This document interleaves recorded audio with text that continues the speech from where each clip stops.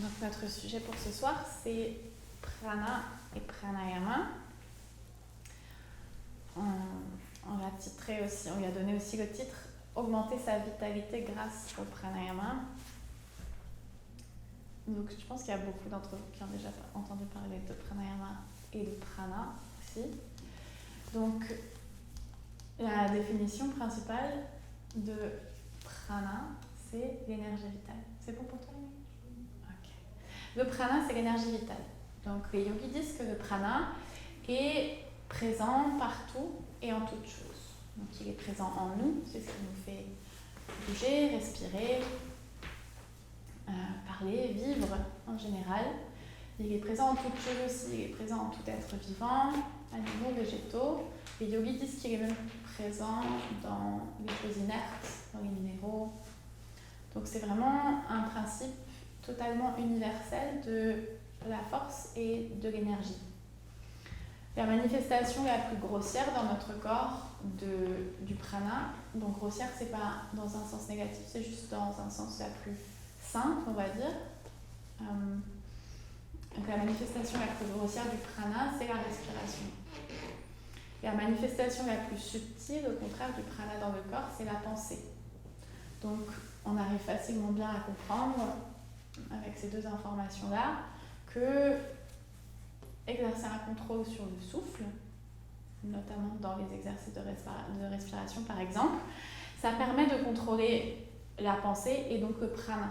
Donc on contrôle le plus grossier pour aller vers la connaissance et le contrôle du plus subtil. Les sources de prana, elles sont partout autour de nous. Les sources de prana, c'est la lumière, l'eau, l'air, la nourriture, la lumière du soleil. Et donc, en fonction de la qualité de chacune de ces choses, on absorbe plus ou moins de prana. On arrive assez bien à imaginer qu'en mangeant le beau prasad qui a été préparé dans cette assiette de fruits, on absorbe peut-être un peu plus de prana qu'en mangeant une pizza. Ou bien, on a l'exemple très simple aussi de si vous allez à la campagne, à la montagne, pendant un jour, on a l'impression de sortir de la voiture.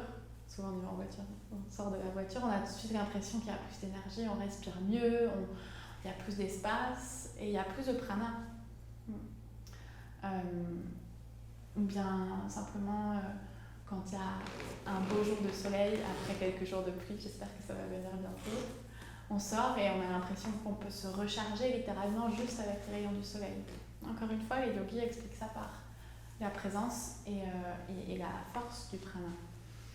Un haut niveau de prana, ça nous permet d'avoir une bonne santé, ça nous permet d'avoir une bonne vitalité, donc le sujet de ce soir.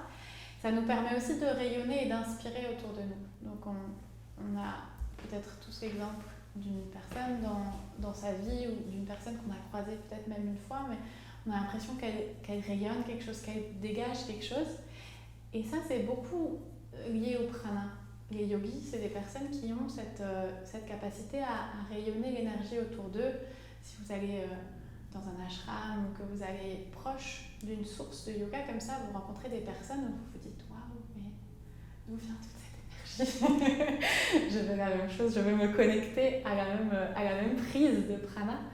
Et ça, on va voir ce soir quelques méthodes, notamment le pranayama, pour se recharger. Les chants qu'on vient de faire, c'est un moyen très, très particulier et très puissant aussi de se recharger en prana. Donc on a parlé de haut niveau de prana. Donc le haut niveau de prana, il se voit chez des grands sages. Je vois l'image de Swami Shivananda là-bas, qui est notre maître dans cette école, dans cette voie de Hatha Yoga Shivananda. Chez les grands maîtres, on le voit même à travers les photos, il y a quelque chose dans les yeux qui est tellement puissant, il y a quelque chose dans la présence qui peut être ressenti même d'une manière immatérielle comme celle-là. Donc au contraire, un faible niveau de prana, donc c'est une faible vitalité, ça peut mener à des maladies, ça peut mener à des pensées obsessionnelles, des pensées négatives. Et donc comment sortir de ça ? Notamment à travers le contrôle de ce prana, donc se recharger. Donc le prana, il agit sur le corps physique et il emplit toute l'enveloppe physique. c'est assez évident que c'est cette énergie vitale qui nous fait vivre. Mais il ne fait pas partie du corps physique. Le prana, il est dans un corps qu'on appelle dans le yoga Sukshma Sharira, donc c'est le corps énergétique. Pour parler de ça, on va juste introduire un peu cette notion de corps. Donc, les yogis disent qu'on a 3 corps. On a un corps physique, un corps astral et un corps causal. Donc le corps physique, il est composé d'une enveloppe de nourriture qui s'appelle Annamaya Kosha. Donc la première enveloppe, c'est à nouveau la plus grossière. Et ensuite, on a ce deuxième corps, corps causal, qui est le corps énergétique, et puis le corps astral qui est encore plus subtil. Donc, ce deuxième corps, le corps énergétique, il est composé d'enveloppes. Donc, on peut l'imaginer un peu comme un oignon qui a plusieurs enveloppes, qui a plusieurs couches. Et donc, il y a 3 couches dans ce corps. Il y a l'enveloppe énergétique, Pranamaya Kosha. Donc attention, c'est pas Pranayama. Pranayama, c'est le contrôle du souffle, les exercices de respiration. Là, on parle de Pranamaya Kosha.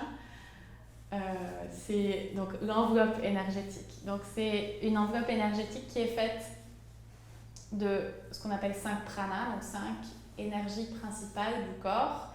Donc ce sont les mouvements principaux d'énergie dans le corps physique, c'est-à-dire la respiration, la digestion, l'excrétion, la déglutition, la circulation du sang. Donc ce sont vraiment les 5 choses majeures que notre corps fait en permanence.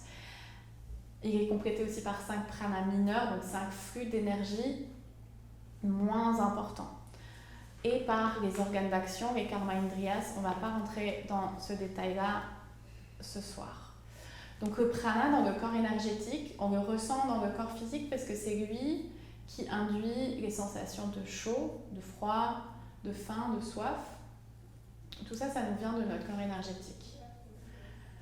Et il se répartit dans le corps par des nadis. Donc les nadis, ce sont les canaux énergétiques. Les yogis disent qu'on a 72 000 canaux énergétiques dans et autour du corps. Donc c'est pas quelque chose qui se limite à notre corps physique, à la barrière de la peau.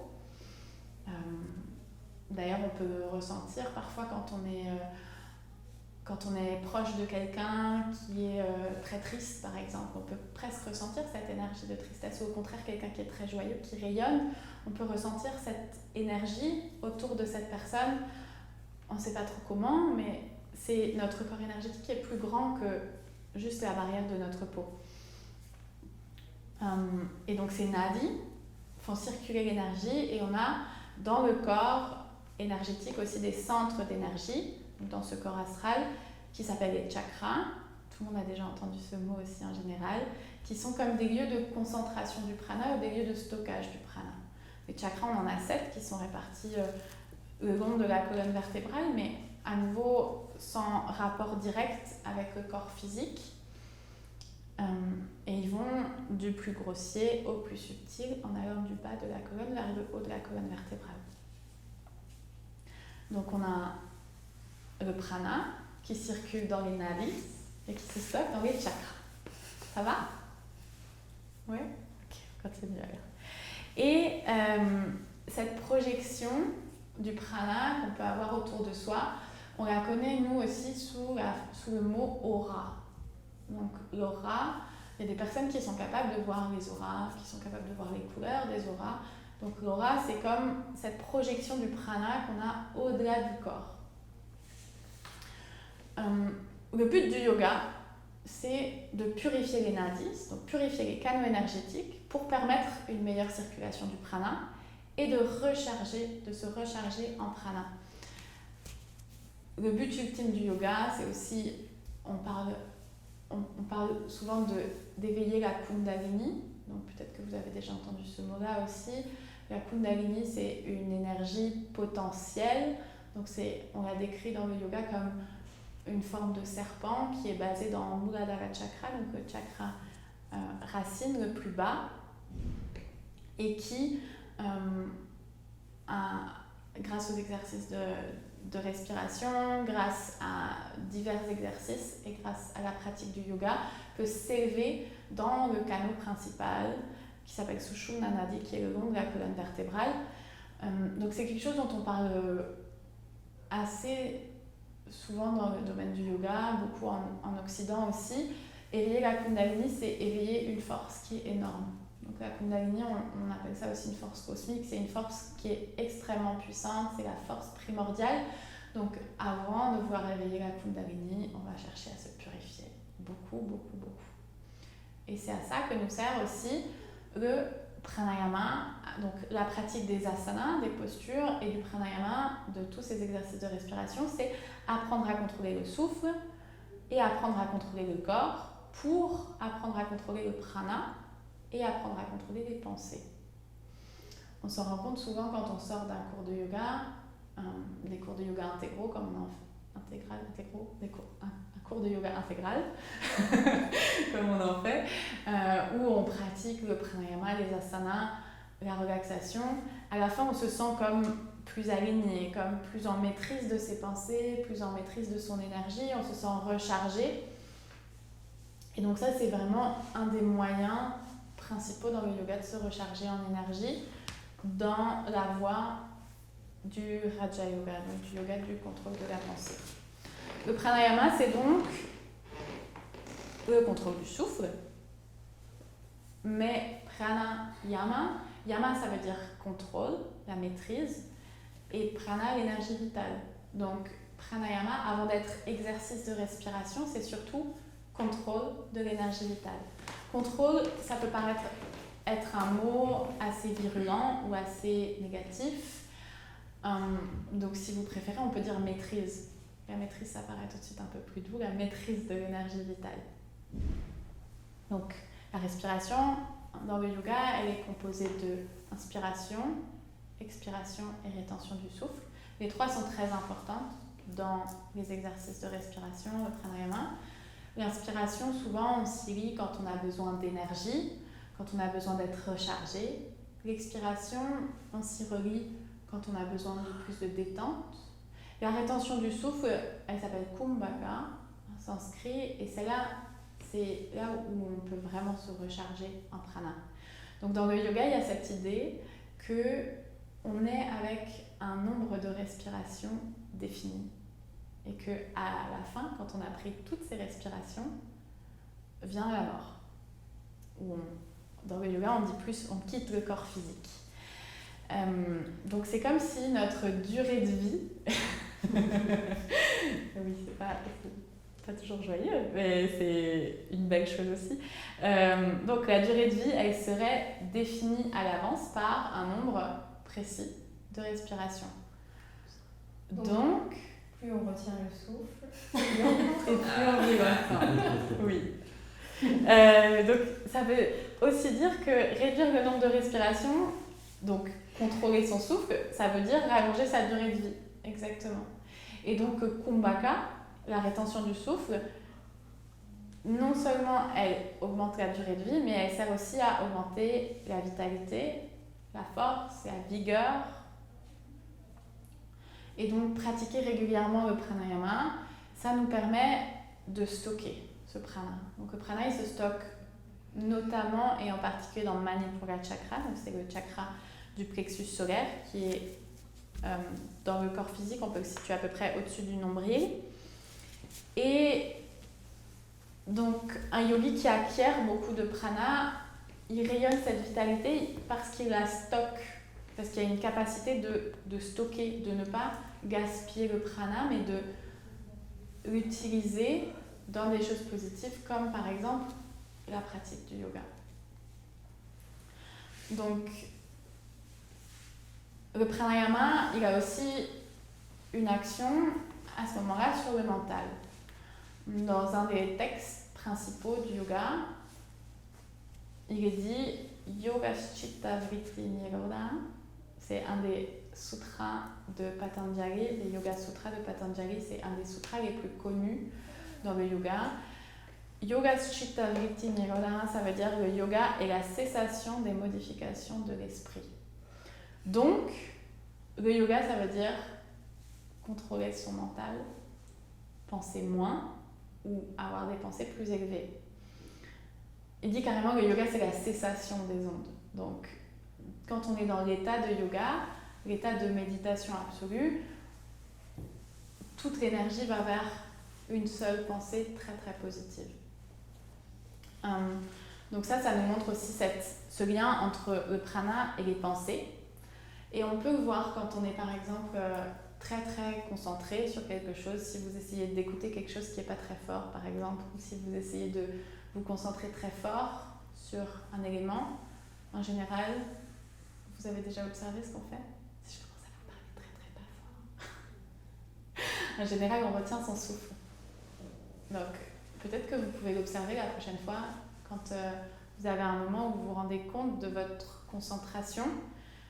On s'en rend compte aussi quand on pratique le pranayama, par exemple quand on fait Kapalabhati et qu'on est dans la rétention du souffle. Après, on peut faire le chemin à l'envers aussi. Quand on est très concentré, c'est très facile de retenir son souffle.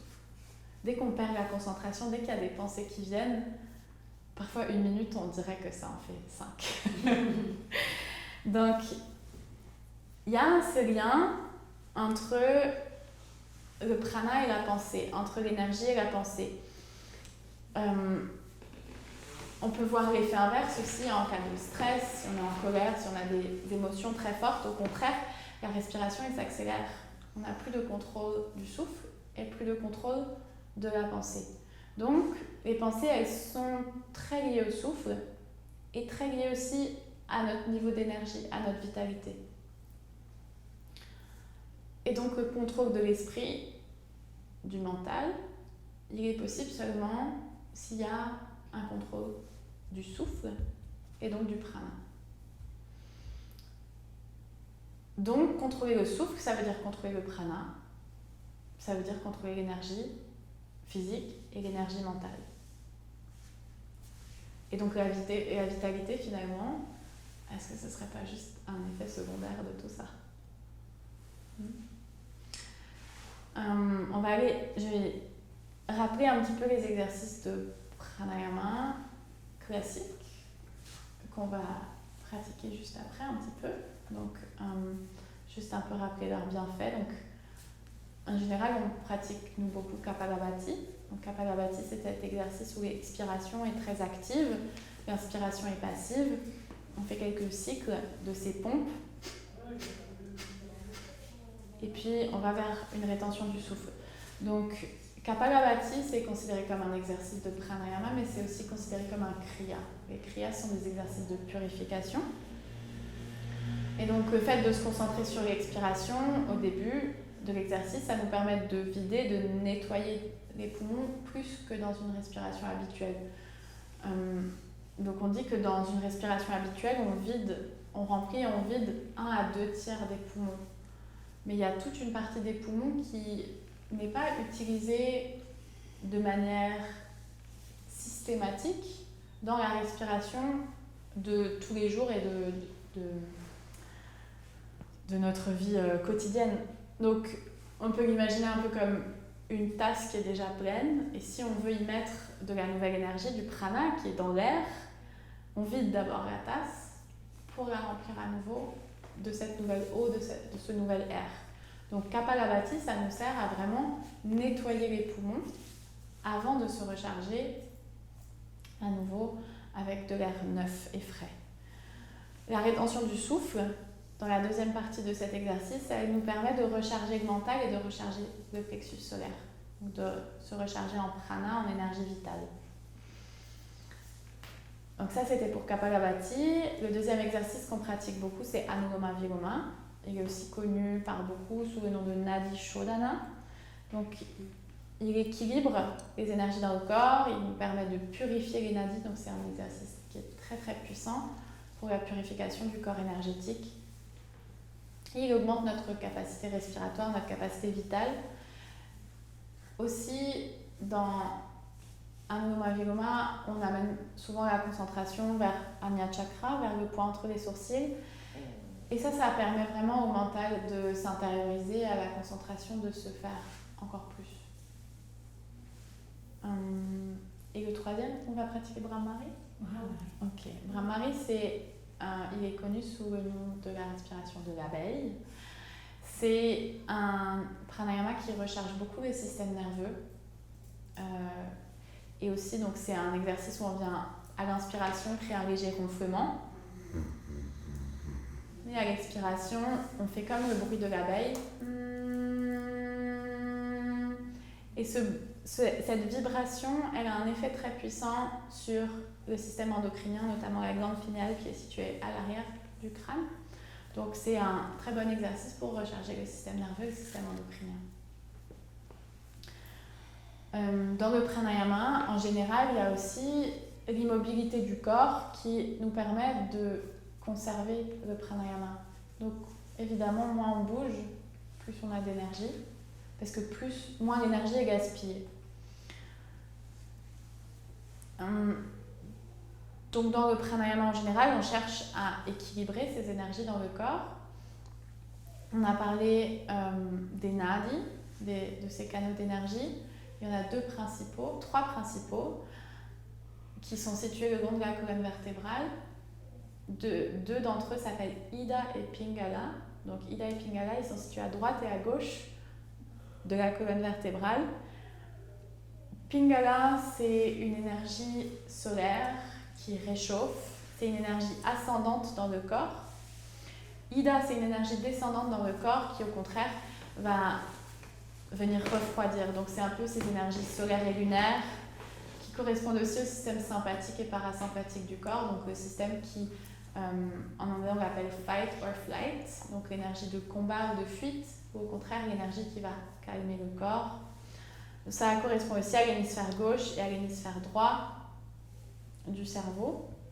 Et donc, ultimement, le but du pranayama, c'est faire fondre ces énergies l'une dans l'autre. Donc les deux, elles sont toujours actives en nous, en permanence, mais il y en a toujours une qui prédomine. Il y a un exercice très simple qui est enseigné par les yogis pour faire ça, c'est qu'on peut boucher une narine et voir laquelle est la plus active, laquelle est la... En général, il y en a toujours une où l'air rentre un peu plus facilement. Donc moi, par exemple, c'est la narine droite, c'est assez logique parce que je suis en train de vous parler, ça me demande énormément de concentration et d'activité. Donc, ce sera la partie droite qui est la partie active, la partie solaire. J'espère que chez vous, ce sera la droite aussi, parce que sinon, ça veut dire que c'est vraiment super ennuyeux ce que je raconte. On est très détendus. Mais vous êtes très détendus aussi. Merci. Et donc, avec de l'entraînement, les yogis, ils arrivent à manipuler cette énergie dans le sens où on peut changer d'énergie. On peut, quand on a la conscience de ce système, si on a, à travers le pranayama ou simplement avec des exercices à travers la pensée, si vous avez quelque chose de très important à faire ou vous avez besoin de beaucoup de concentration dans votre prochaine réunion au boulot, et que vous êtes un peu léthargique ou bien une interrogation écrite à l'école, demain, ou bien faire ses devoirs et on a besoin d'un peu d'énergie. Grâce au pranayama, grâce au contrôle de l'énergie vitale et du souffle, on peut changer son énergie pour se mettre dans une énergie plus adéquate. L'inverse est valable aussi si vous êtes extrêmement nerveux ou excité ou en colère et que vous avez besoin de vous calmer, le pranayama ça aide aussi pour ça. Anuloma Viloma, beaucoup. L'exercice de la respiration alternée aide beaucoup pour ça. Donc, j'ai toute une liste. À chaque satsang, il y a une liste de quelque chose. Aujourd'hui, c'est la liste des bienfaits du pranayama que j'ai recopiée et que je vais vous lire sagement. Corps léger, moins de maladies, renforce les nerfs, stimule la digestion, donne une voix douce et mélodieuse, donne un bon appétit, la joie, la force, le courage, l'enthousiasme, la vigueur, la vitalité, la concentration. Donc avec tout ça, qui n'a pas envie de pratiquer le pranayama, n'est-ce pas? On va organiser des séances spéciales pranayama chez Yogis. Donc, la plupart d'entre vous, vous pratiquez déjà régulièrement le pranayama. Si vous débutez ou quand vous avez débuté, c'est quelque chose qui peut être difficile parce qu'on n'a pas l'habitude, on n'a pas de contrôle du tout, on n'a pas dans notre société dans laquelle on a grandi et dans laquelle on vit, on n'a pas l'habitude d'avoir cette concentration sur le souffle. Mais, donc c'est important d'y aller tranquillement. Y aller trop vite, ça peut... Déjà, on peut ne pas aimer ça du tout. Par exemple, retenir le souffle vraiment plus longtemps que ce qu'on a envie et forcer sur les rétentions du souffle, ça donne pas vraiment beaucoup envie de continuer à retenir le souffle. Donc, peu importe votre avancée dans la pratique, c'est vraiment important d'y aller tranquillement, de construire progressivement cette pratique de pranayama. C'est important de rester dans le confort dans la pratique.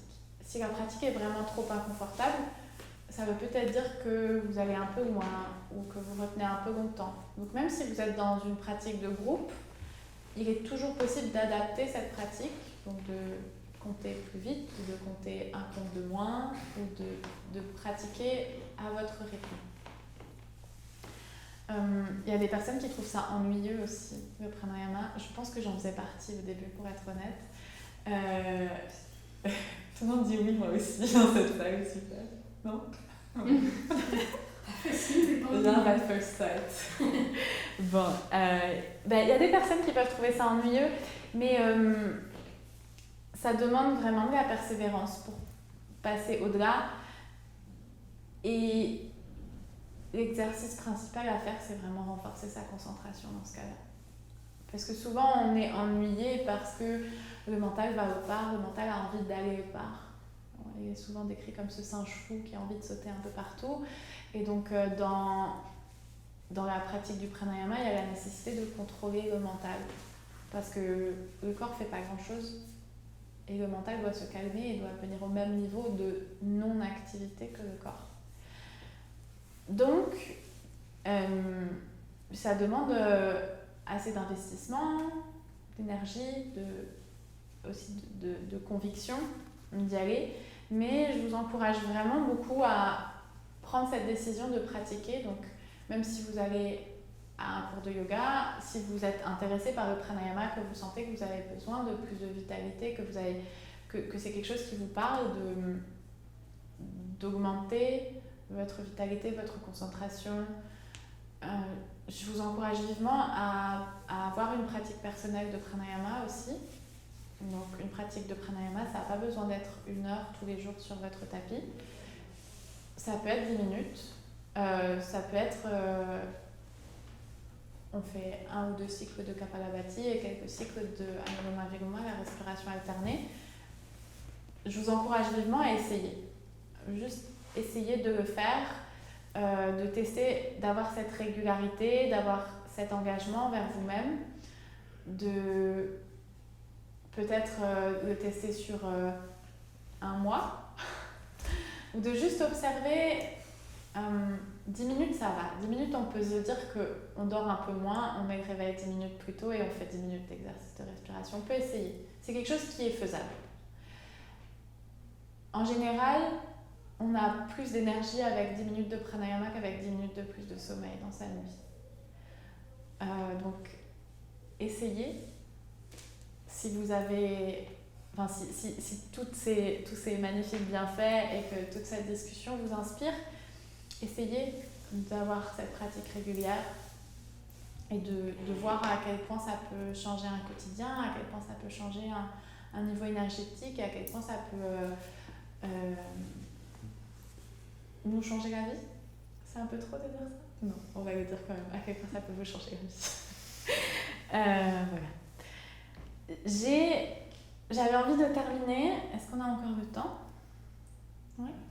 J'avais envie de terminer avec d'autres petites choses qui pour moi étaient très inspirantes, qui sont d'autres conseils pour recharger son prana en dehors du pranayama. Donc le pranayama, c'est vraiment l'outil majeur dans le Hatha Yoga et le Raja Yoga pour recharger son prana, augmenter son prana, stocker son prana.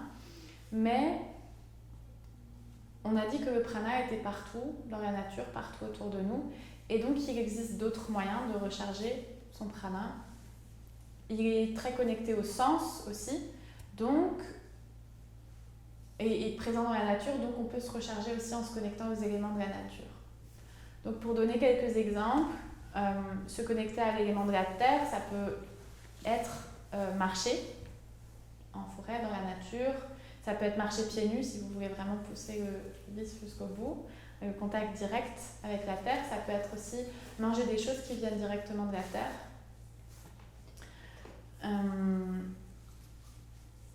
Ensuite, l'eau, c'est évidemment boire de l'eau, mais c'est aussi, si vous sentez que vous avez un niveau de prana très faible, un niveau d'énergie très faible, prendre une douche, s'immerger dans l'eau, sont des choses très très efficaces pour se recharger en prana.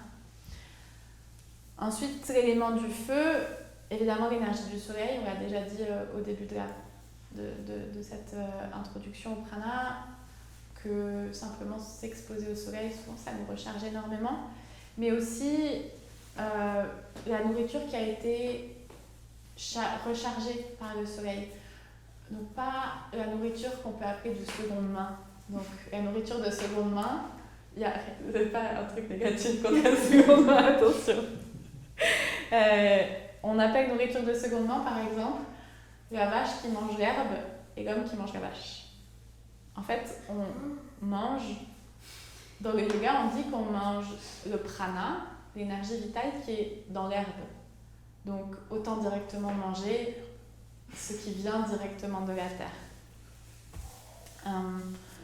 Donc, ensuite, on a l'air. Donc, l'air, c'est aller dans la nature, respirer, aérer sa maison, aérer l'espace où on vit, où on travaille. Dans un podcast il n'y a pas longtemps, j'ai entendu quelqu'un qui disait « Moi, je dors à la fenêtre ouverte, comme ça je me fais… » Elle disait « 7 hours of breathing therapy ». Donc 7 heures de thérapie du souffle. Donc c'est aussi un moyen de se recharger en prana, évidemment plus efficace si vous vivez à la montagne que si vous vivez en ville, mais quand même. Et le dernier élément dans le yoga, c'est l'éther, donc l'élément de l'espace, qui est plus subtil, mais ça peut être de se retrouver dans un espace qui est chargé en prana déjà. Donc on le sent, par exemple, si on rentre dans un lieu de culte, souvent on sent une énergie particulière. On ne sait pas la décrire, mais il y a quelque chose de particulier qui se passe. La puissance de la prière, la puissance du recueillement, la puissance du groupe. Ça peut être un ashram, mais ça peut être aussi un studio de yoga. Il y a souvent des personnes qui disent que quand elles viennent ici, chez Yogis par exemple, on passe la porte et on se sent bien. C'est des espaces qui sont chargés parce qu'on y pratique beaucoup, on a une pratique de yoga, une pratique spirituelle qui recharge l'espace. Et donc cet espace, vous pouvez aussi le créer chez vous. Donc un espace sacré chez vous, ça peut être un espace où vous pratiquez le yoga, le pranayama, la méditation, ou peu importe si vous avez d'autres pratiques spirituelles, le chant. Ça peut être un espace, ça peut être rechargé en allumant une bougie, en faisant brûler de l'encens, en y amenant des fleurs, quelque chose avec une énergie haute, en récitant quelques mantras, une prière, un chant. Donc cet espace, vous pouvez le créer assez facilement chez vous avec juste un peu d'implication et un peu d'énergie. Avoir un hôtel chez soi, ça permet aussi donc un hôtel avec, on peut avoir des murtis, on peut avoir des représentations du divin, mais on peut aussi avoir simplement une fleur, une bougie, quelques pierres, un lieu qui est chargé en prana, qu'on peut recharger à chaque pratique et qui, quand on en a besoin, peut nous en donner en retour aussi. Voilà, donc ça c'était se connecter aux éléments pour se recharger en prana. Ça peut aussi être en dehors des éléments, écouter des mantras, chanter, éviter des situations de stress, s'entourer de personnes qui augmentent notre niveau vibratoire. En gros, ce sont beaucoup de choix de vie qui permettent d'augmenter son prana et de le conserver. Donc, avoir un prana élevé, ça veut dire faire des actions pour augmenter son niveau de prana, mais ça veut aussi dire ne pas le gaspiller, donc faire attention à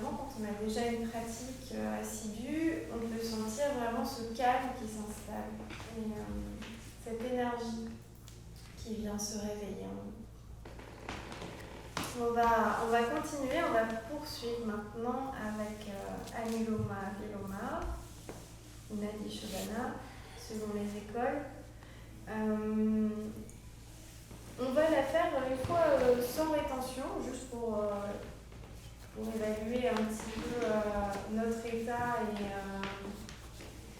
quelle est notre narine qui fonctionne le mieux. Donc, je vous invite à placer votre main gauche en un petit mudra, index et pouce,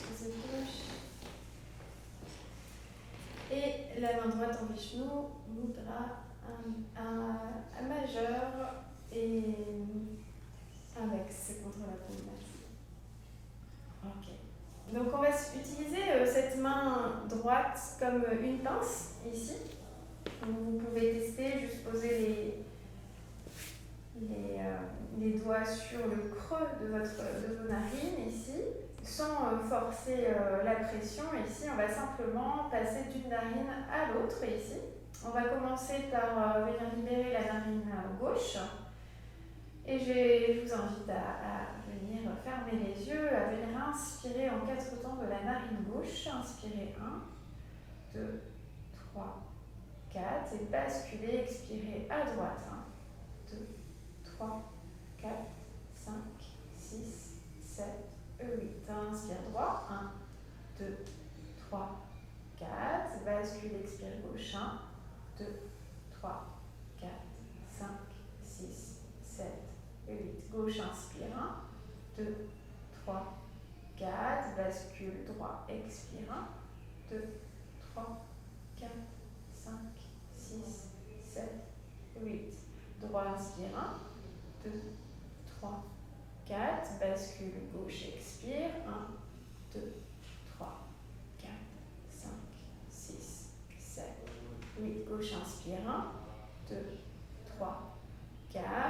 Droite, expire. 1, 2, 3, 4, 5, 6, 7, 8. Gauche, inspire. 1, 2, 3, 4.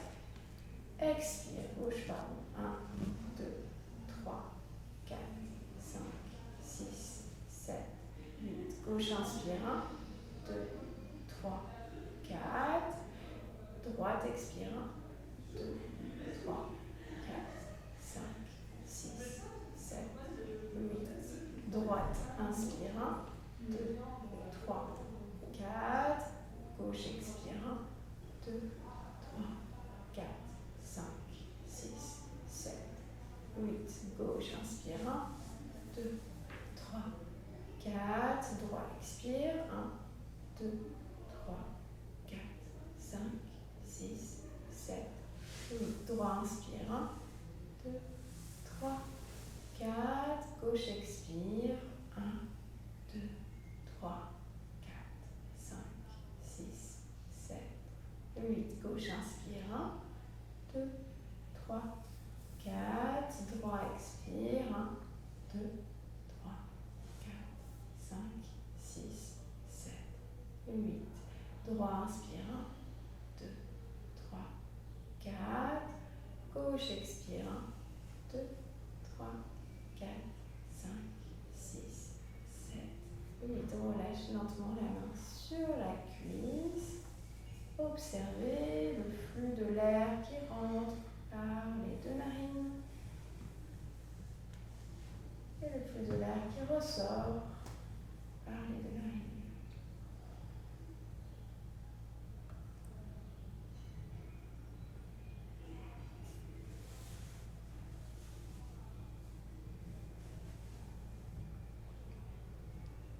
Tout en gardant cette concentration, on va reprendre la pratique d'Anuloma Viloma avec Kumbhaka. Placez votre pouce droit sur la narine droite et venez inspirer. 1, 2, 3, 4. Retiens. On bloque les deux narines.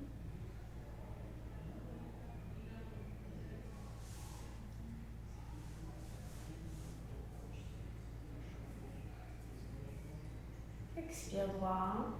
1, 2, 3, 4, 5, 6, 7, 8. Droit, inspire. 1, 2, 3, 4. Rétention.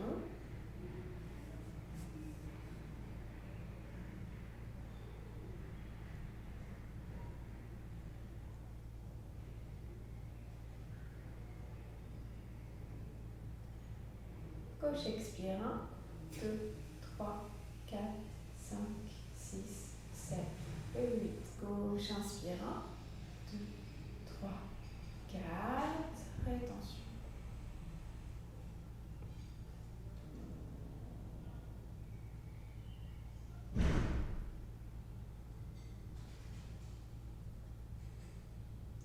Droit, expire. 1, 2, 3, 4, 5, 6, 7, 8. Gauche, inspire. 1, 2, 3, 4. Rétention. Vous pouvez réciter dans votre tête. Gauche, expire. 1, 2, 3, 4, 5, 6, 7, 8. Gauche, inspire. 1, 2, 3, 4. Rétention.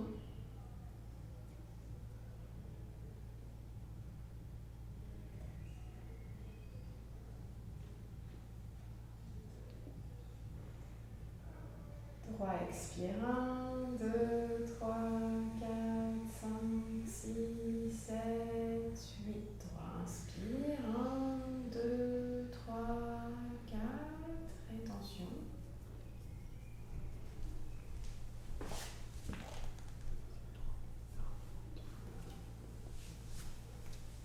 Gauche, expire. 1, 2, 3, 4, 5, 6, 7, 8. Gauche, inspire. 1, 2, 3, 4. Rétention.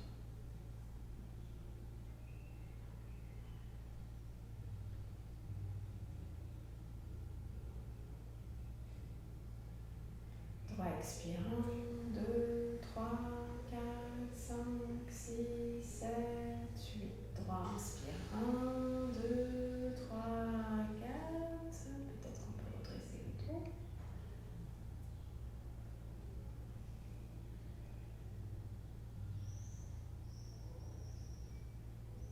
Gauche, expire. 1, 2, 3, 4, 5, 6, 7, 8. Dernier cycle. Inspire. 1, 2, 3, 4.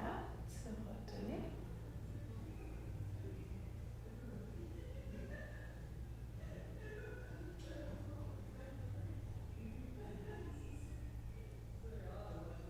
Droite, expire. 1, 2, 3, 4, 5, 6, 7, 8. Droit, inspire. 1, 2, 3, 4. Et dernière rétention.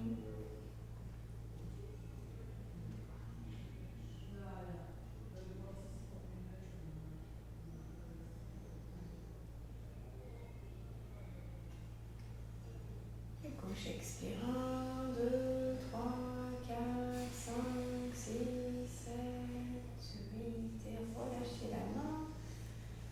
Tout en gardant les yeux fermés, observez.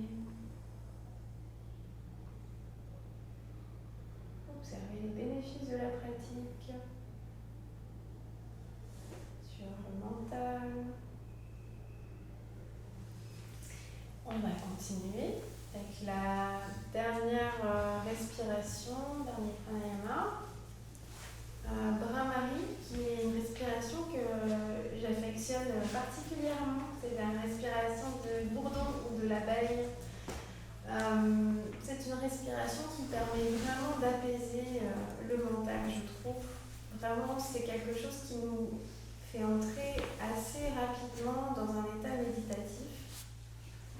On peut placer ici 2 doigts sur les yeux pour venir ici cacher notre sens des yeux. La vue, merci. L'auriculaire sur les 2 commissions des lèvres ici et les pouces ici sur nos oreilles.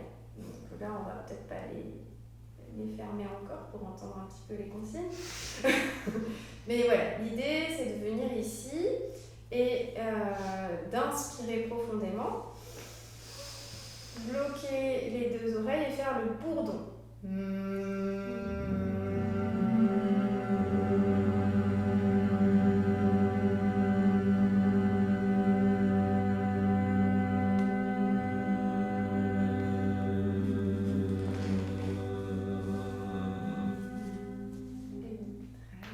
Et de laisser filer le bruit du bourdon, le son du bourdon, jusqu'à ce qu'on puisse ne plus l'entendre et qu'on ait vraiment expiré, expulsé tout l'air.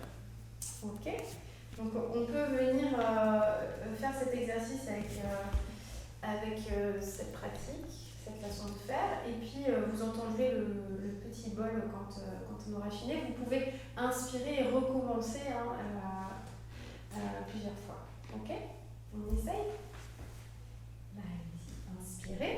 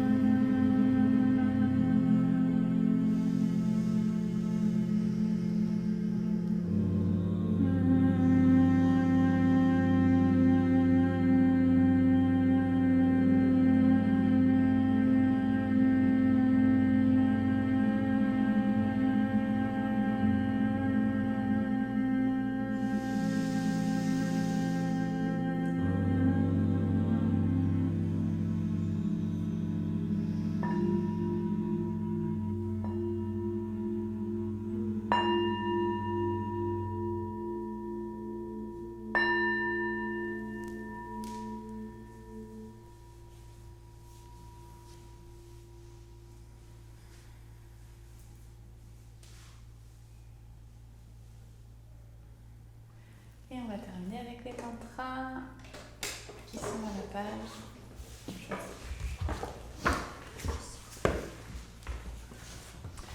À la page 53.